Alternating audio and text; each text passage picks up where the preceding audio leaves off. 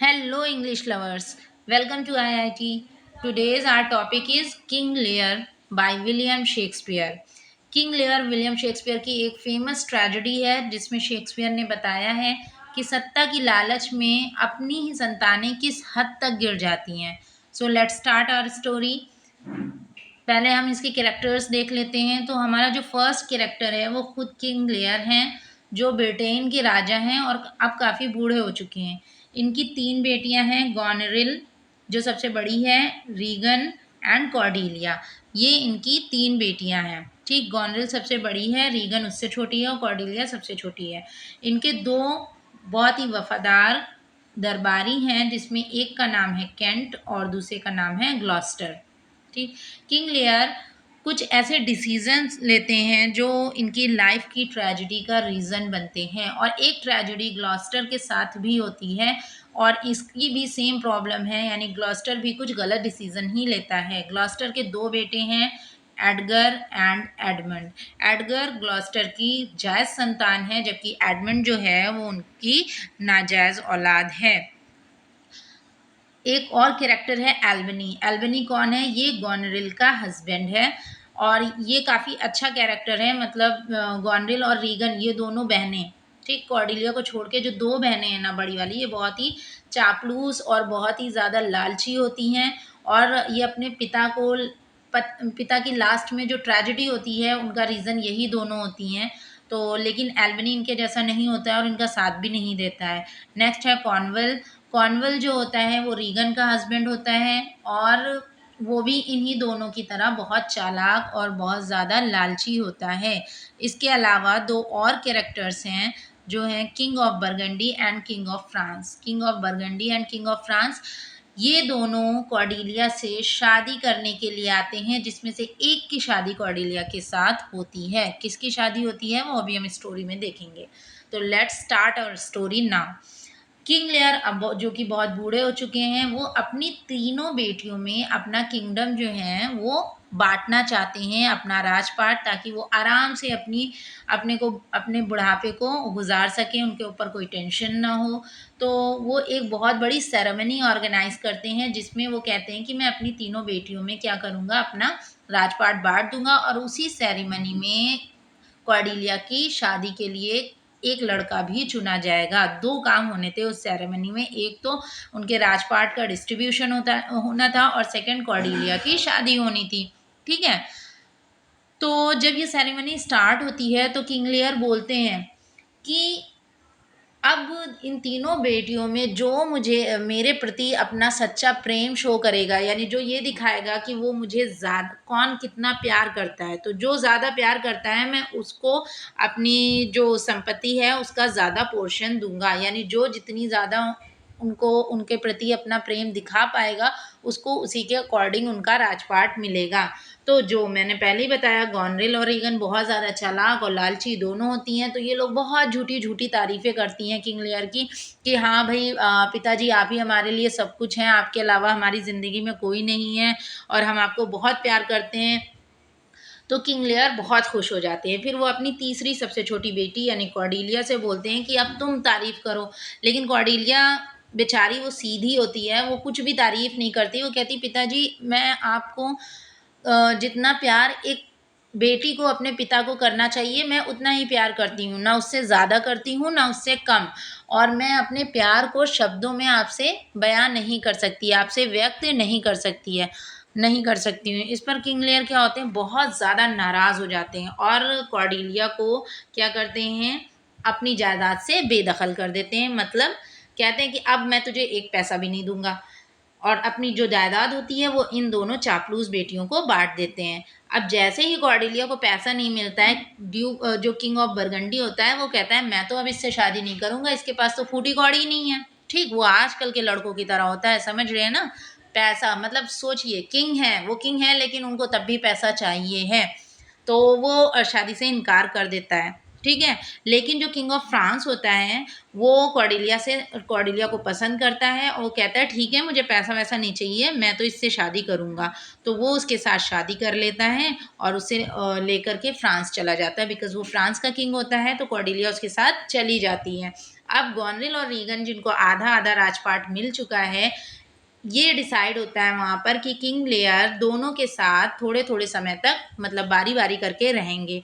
और King Lear अपने साथ 100 नाइट्स को भी रख लेते हैं, एक तरीके से अपने नौकर को रख लेते हैं, क्योंकि भाई वो तो शाही ज़िंदगी जीने वाले हैं ना, तो उनको तो शाही ज़िंदगी जीनी है, इसलिए वो 100 नौकरों को अपने साथ रख लेते हैं और साथ ही साथ चले जाते हैं किसके साथ, अपनी बड़ी बेटी गॉनरिल के साथ रहने के लिए।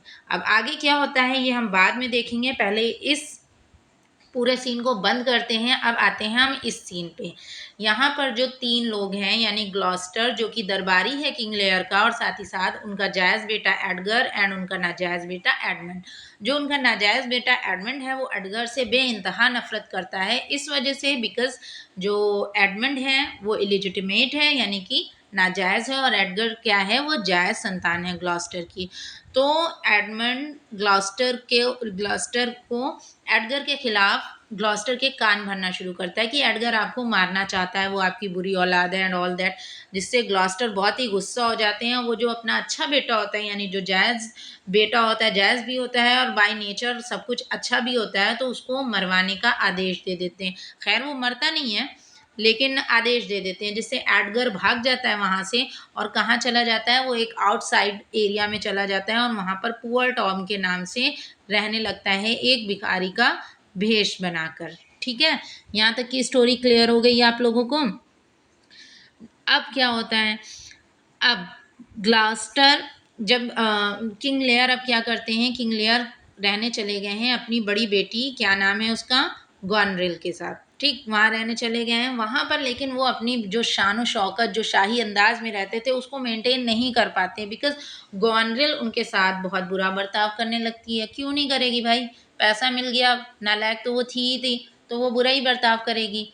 तो बेसिकली इस स्टोरी में यहाँ पर किंग लेयर की वही हालत होती है जो बागबान में अमिताभ बच्चन की हुई थी। बस ये है कि बागबान में अमिताभ बच्चन के साथ उनकी बिलवेड, उनकी हीरोइन हेमा मालिनी जी भी थी, पर इसमें किंग लेयर की वाइफ को नहीं दिखाया गया है। एंड अमिताभ बच्चन के बेटे थे और यहाँ पर इनकी बेटियां हैं। तो जैसा अमिताभ बच्चन के साथ व्यवहार हुआ था ना, वही व्यवहार गॉनरिल किंग लेयर के साथ करती है। अब किंग लेयर उसे बर्दाश्त करते रहते हैं, लेकिन एक दिन किंग लेयर कहती है, वो सॉरी गॉनरिल कहती है कि पिताजी आपको ये 100 नाइट्स की क्या ज़रूरत है? आप ऐसे भी तो ज़िंदगी जी सकते हैं ना, एक तो वैसे ही बूढ़े हो चुके हैं, अब मैं इनका खर्चा-वर्चा नहीं उठा पाऊँगी। ऐसा है आप अपने नाइट्स कम कर दीजिए और 50 कर दीजिए। तो इस पर लेयर को बहुत गुस्सा आता है, मतलब लेयर के पास अब फूटी कौड़ी नहीं बची है, ठीक है? वो गुस्सा करते हैं, वो सोचते हैं कि हाय मैंने क्यों अपना सारा पैसा इस लड़की को दे दिया, मतलब आधा पैसा इस लड़की को दे दिया जो मेरी बिल्कुल परवाह भी नहीं करती। तो वो उसे बुरा-भला कहकर कहते हैं मैं जा रहा हूँ अपनी मंझली बेटी, यानी जो सेकंड डॉटर थी उनकी, रीगन के पास रहने। ठीक है, ये कह के जैसे ही वो वहाँ से निकलते हैं, उनके पहुँचने से पहले ही गॉनरेल रीगन को एक लेटर भेज देती है और बता देती है कि पिताजी तुम्हारे घर आ रहे हैं। अब ये दोनों तो पक्की वाली बहनें हैं ना, क्योंकि दोनों ही बदतमीज़ हैं, दोनों ही नालायक हैं। तो रीगन को जैसे ही पता चलता है पिताजी आ रहे हैं, जैसे ही लेयर वहाँ पहुँचते हैं, रीगन कहती है ऐसा है पिताजी, गॉनरेल तो आपको 50 नाइट्स रखने की इजाज़त दे रही थी, मैं तो कह रही हूँ मैं 25 से ज़्यादा झेल नहीं पाऊँगी, ठीक है? तो आपको रहना है तो रहिए, नहीं रहना है तो कोई बात नहीं। किंग लेयर और भड़क जाते हैं, वो उसके घर जाते ही नहीं हैं। ठीक है, वो ऐसे ही बिल्कुल पागलों की तरह बिहेव, भाई एक राजा के साथ ऐसा व्यवहार होगा जिसका पूरा राजपाट था, तो वो कैसा बिहेव, वो ऑलमोस्ट पागल हो जाते हैं, ठीक है? और वो सोचते हैं ग्लास्टर के साथ रहने को, ग्लास्टर का जो महल था उसको भी ब्लॉक करवा दिया जाता है, और एडमंड भी कॉर्नवॉल भी इन सब में साथ दे रहा होता है। क्यों? क्योंकि ये भी इन दोनों की तरह ही था, गॉनरेल और रीगन की तरह। इतना क्लियर है? अब किंग लेयर पागल हो चुके हैं, बाहर चले गए, उनके पास रहने को कुछ भी नहीं है।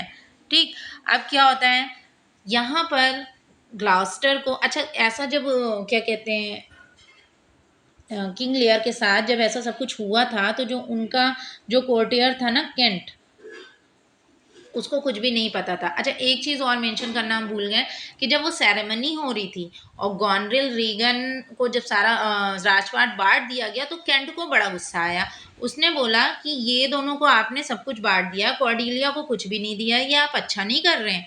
जब केंट ने ऐसा बोला तो जो हमारे लेयर हैं उनको बड़ा बुरा लग गया, कहने लगा तू मुझे समझाएगा मुझे क्या करना है क्या नहीं करना है, मैं तुझको भी बैनिश करता हूँ। तो उन्होंने केंट को बैनिश कर दिया, ठीक, निकाल दिया उसे। लेकिन केंट बहुत वफादार था, उसको बैनिश किया गया, लेकिन उसे पता था कि ये उनका ऐसे ही ज़रा से टाइम का गुस्सा है, इसलिए वो भेष बदल कर जो उनके 100 नाइट्स थे ना उसी में शामिल हो गया था, कि भेष बदल कर कि वो अपने राजा को ही सर्व करेगा, और किंग लियर उसे पहचान भी नहीं पाए थे।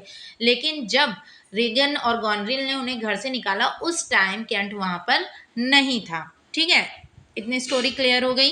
नेक्स्ट, अब क्या होता है, अब ग्लास्टर का जो महल था उसको भी लॉक करवा दिया गया, वहां भी किंग लेयर नहीं पहुंच पाए, तो किंग लेयर क्या हुआ, जंगलों में भटकने लगे।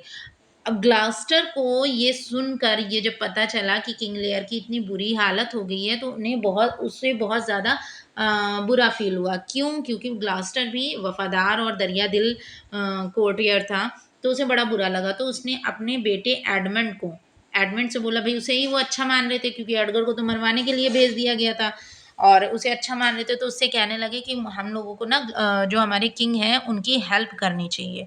क्यों हेल्प करनी चाहिए भाई, वो एक अच्छे किंग हैं और उन्होंने गलती कर दी गॉनरिल और रीगन को सब कुछ अपना राजपाट देके, जिसके लिए वो भुगत रहे हैं, इसलिए हम लोग ऐसा करते हैं, किंग लेयर की हेल्प करते हैं। ठीक, इसी बीच केंट जो होता है वो किसी तरह छूट जाता है, और वो क्या होता है, वो किंग लेयर को फिर से ढूंढने में लग जाता है। जब वो ढूंढ रहा होता है तो रास्ते में उसे एक आदमी मिलता है जो बताता है कि उसने किंग लेयर को देखा है, किंग लेयर को और फूल को। फूल कौन था, शेक्सपियर के हर एक प्ले में कुछ हंसी मजाक के लिए, जैसे कि कॉमेडियन होते हैं ना मूवीज में, इसी तरीके से कुछ फूल होते हैं। वैसे फूल का कुछ ना कुछ नाम होता है, लेकिन इस प्ले में फूल का कोई भी नाम नहीं है, फूल को फूल ही बोला गया है, और फूल एन तक लेयर के साथ रहता है। ठीक है, ये एक कॉमिक रिलीफ देने का जरिया है, वरना ट्रेजेडी वैसे ही उसमें हीरो की ही ट्रैजिक एंडिंग होती है तो बहुत ज़्यादा दुख वाली हो जाती है, इस वजह से इसमें फूल रहता है। तो फूल के साथ किंग लेयर को देखा है, ये केंट को बताता है, कौन, एक आदमी। तो केंट उसको थैंक यू बोलता है और थोड़ा अमाउंट पैसा वैसा देता है, और साथ में अपनी एक अंगूठी देता है, और कहता है ये अंगूठी ले जाके जो किंग लेयर की सच्ची प्यारी बेटी है कॉर्डिलिया, उसे दे दो और उसे बताओ कि किंग लेयर की क्या हालत हो गई है। और तो फिर वो आदमी कॉर्डिलिया के पास जाने के लिए निकल पड़ता है, और इधर जो केंट था वो किंग लेयर को ढूंढने के लिए आगे बढ़ जाता है। ठीक, अब ग्लास्टर ने भी सोचा था कि वो किंग लेयर की हेल्प करेगा, तो उसने एडमंड को बताया था कि भाई हम लोगों को हेल्प करनी चाहिए अपने राजा की। और जब कॉर्डिलिया को पता चलता है अपने पिता के बारे में, तो वो क्या करती है, वो ग्लास्टर को एक लेटर भेजती है और उसमें बताती है कि हाँ, मैं ब्रिटेन पे अटैक करूंगी, ठीक है, जिससे मैं अपने पिताजी को वापस से उनका हक दिलवा सकूं। तो ग्लास्टर इस लेटर के बारे में भी एडमंड को बता देता है, जो बहुत ही गलती कर देता है एक तरीके से। ठीक है, अब क्या होता है, अब ग्लॉस्टर चला जाता है कहाँ, किंग लेयर को ढूंढने के लिए, उसकी हेल्प करने के लिए। यहाँ पर एडमंड जाता है कॉर्नवेल के पास। कॉर्नवेल कौन था, रीगन का हस्बैंड था, जो उसी की तरह बहुत ही चालाक और बहुत ज़्यादा लालची था। और वो एडमंड कॉर्नवेल को जाके सब कुछ बता देता है कि ग्लॉस्टर जो मेरे पिताजी हैं वो किंग लेयर की हेल्प कर रहे हैं, जिस पर कॉर्नवेल को बहुत ज़्यादा गुस्सा आता है। ग्लॉस्टर जब पहुंचता है किंग लेयर के पास, उसी हट में, जिस हट में किंग लेयर और केंट भी पहुंच चुका है, वहाँ पर केंट को मिल जाते हैं किंग लेयर, और साथ ही साथ एडगर भी है वहाँ पे। लेकिन एडगर जो कि ग्लॉस्टर का बेटा है, लेकिन ग्लॉस्टर उसे पहचान नहीं पाता, क्योंकि वो भिखारियों की तरह कैसे रह रहा होता है, भिखारियों की तरह वो रह रहा होता है। अब जो ग्लास्टर है वो केंट से बोलता है, तुम किंग लेयर को लेकर के, मतलब लेयर को लेके वहाँ चले जाओ। फ्रेंच कैंप जो है वहाँ पर रीगन आ चुकी है, सॉरी रीगन बोलनी हूँ मैं, गलत हो गया, कॉर्डिलिया आ चुकी है।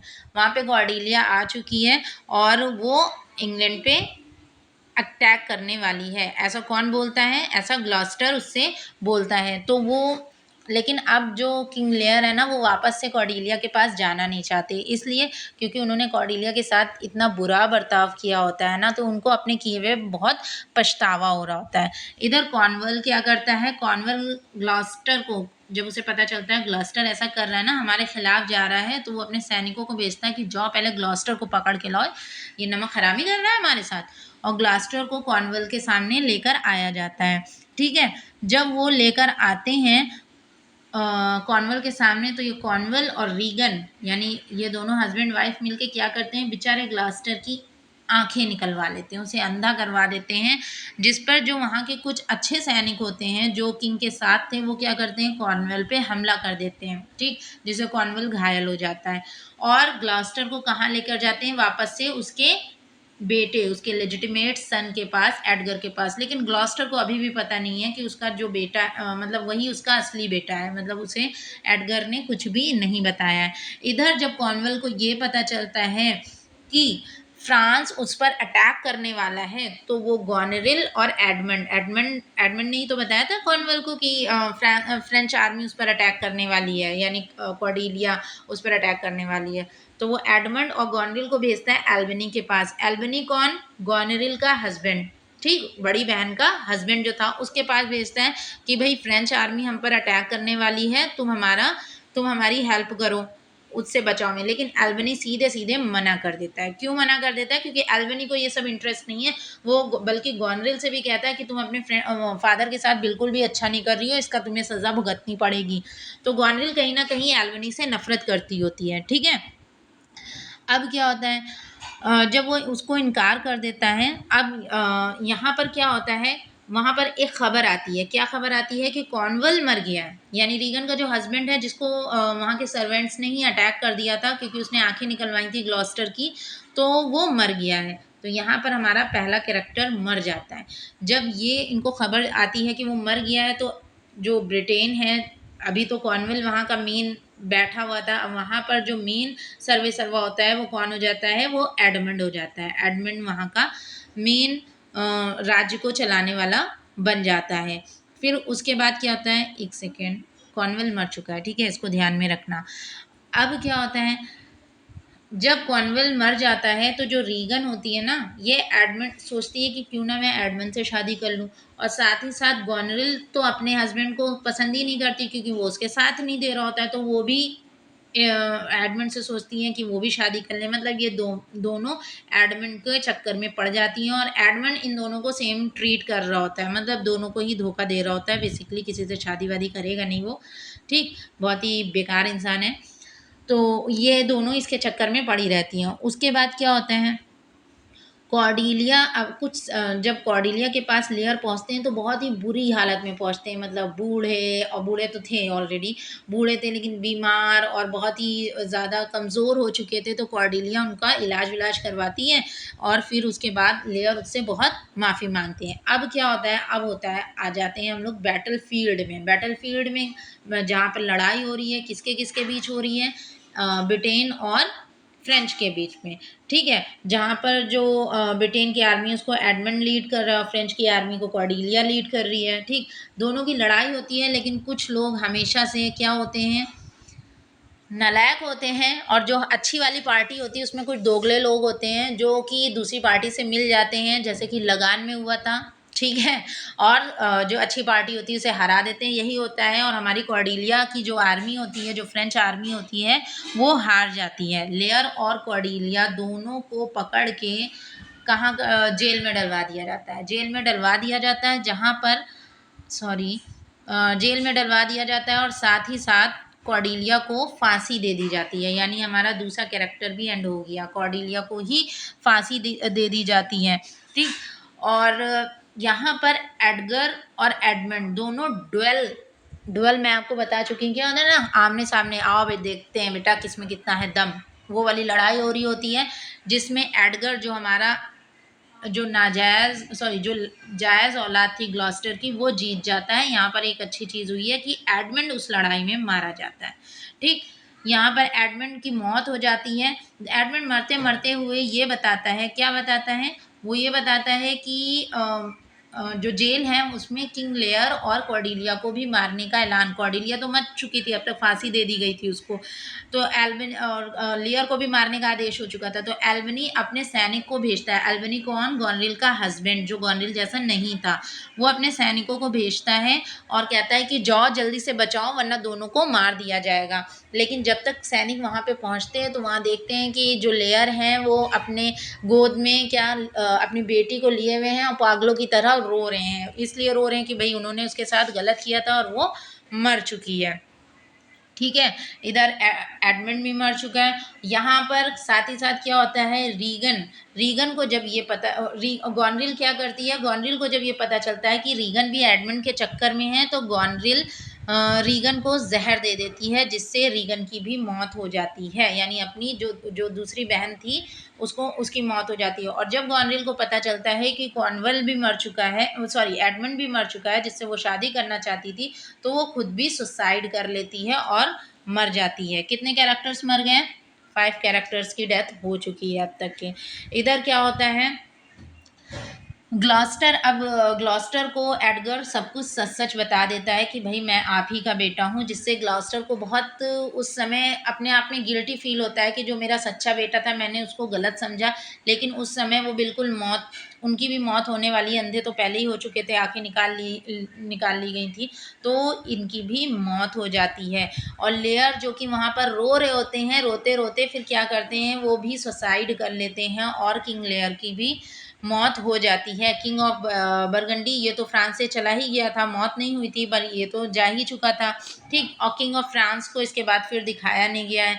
तो अब स्टोरी में बचता कौन है, एक तो एल्बनी बचता है और एक हमारा केंट बचता है और एडगर बचता है। 3 लोग स्टोरी में बचते हैं, जिसमें एल्विनी जो वो पूरा शासन होता है, अब वो सब कुछ एल्विनी के हाथ में आ जाता है, जबकि एल्विनी को वो चाहिए भी नहीं था, लेकिन सब कुछ एल्विनी के हाथ में आ जाता है क्योंकि जितने बुरे लोग थे उनका तो दी एंड हो गया। सो यहाँ पर हमारी स्टोरी एंड होती है। आई होप ये स्टोरी आपको क्लियर अच्छे से समझ में आई होगी। मैंने जितना भी कम टाइम में कोशिश हो सकता था मैंने की है। Thank you for watching.